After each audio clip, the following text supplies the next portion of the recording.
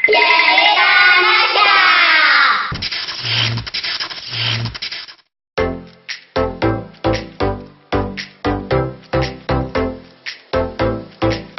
Hai guys, jumpa lagi di Cerita Nasya dengan episode kali ini tentang kontes ikan cupang.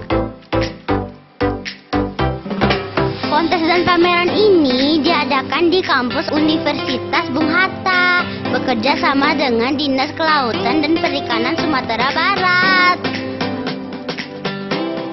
Nah, ikan-ikan cupang ini dinilai oleh juri berdasarkan kecantikannya loh. Ih, cantik-cantik ikan cupangnya guys.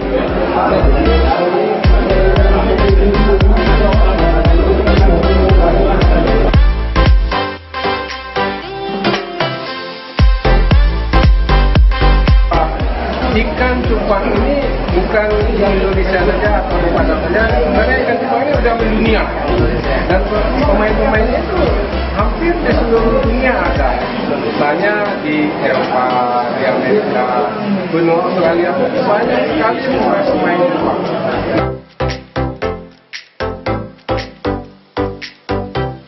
Kontes ini diikuti oleh peserta dari 9 negara loh, banyak ya. Ternyata penggemar ikan cupang bukan hanya dari Indonesia saja, tetapi juga dari berbagai negara di dunia. Wah, luar biasa ya guys. Sampai jumpa di Cerita Nasya selanjutnya. Jangan lupa di subscribe ya.